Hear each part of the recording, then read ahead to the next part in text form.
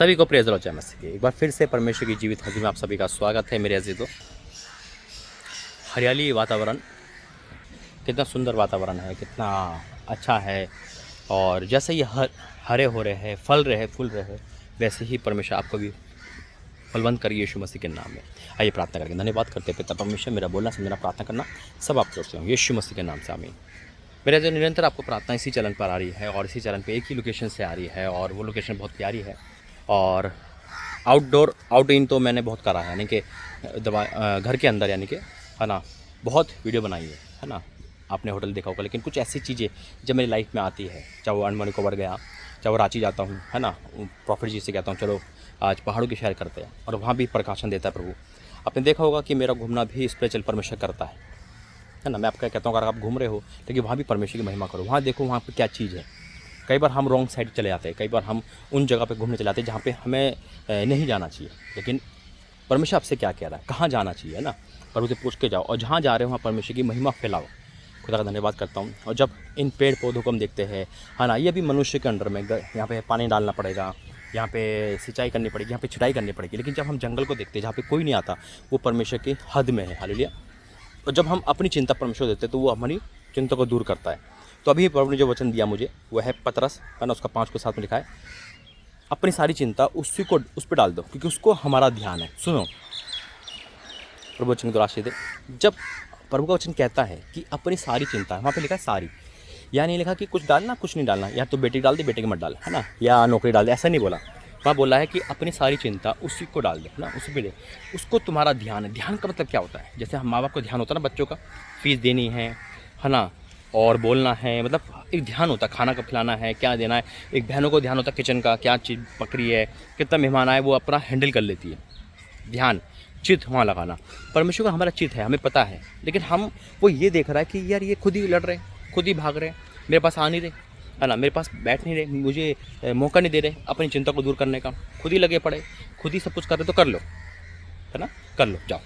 लेकिन जब हम अपनी चिंता को परमेश्वर में आके बैठते हैं और कहते हैं प्रभु हमारी चिंता देख। आज हो सकता है आपकी चिंता स्कूल की हो, कॉलेज की हो, एजुकेशन की हो, जॉब की हो, मकान की हो, ईएमआई की हो, बीमारी को लेकर हो, कोई भी चिंता क्यों ना हो। लेकिन जब हम उस सर्वशक्तिमान के पास जा रहे हैं और कह रहे हैं प्रभु ये मेरी चिंता है, इसको दूर कर, आपका हमारा ध्यान है ना, तो हमको दूर कर, तो यकीनन, है ना, परमेश्वर हमारी चिंता को सुनेगा और हम पे चित्त लगाएगा।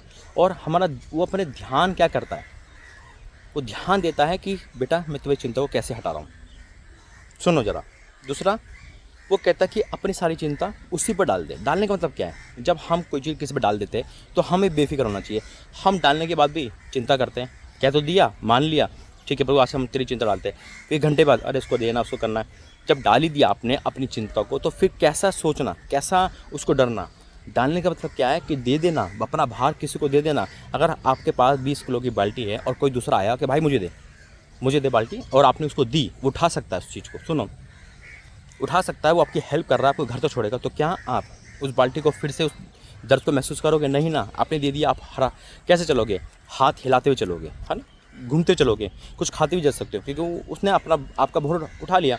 अब उठा सकता है, उसको वो दर्द नहीं है, क्योंकि वो 50 किलो का वजन उठा सकता है, आपको तो 20 किलो का है ना, तो उठा सकता है। उसी प्रकार से जब परमेश्वर तो अनलिमिट है हमारी चिंता को उठाने वाला, जब हम उसे देखते हैं तो हमें फ्रीडम घूमना चाहिए, हमें खाना पीना चाहिए और उन्हें धन्यवाद देना चाहिए। परमेश्वर तेरा धन्यवाद इस वचन के द्वारा, तूने हमारी चिंता दूर करी और मैं धन्यवाद करता हूँ कि अब मेरी कोई चिंता नहीं है, सब तूने ले ली। अब मैं आराम से सोऊंगी, है ना, आराम से करूँगा, क्योंकि जब पतरस ने अपनी चिंता दी, पर मैं बंदे गिरे में हूँ, लेकिन तू संभालेगा। तो आराम से सो रहा था।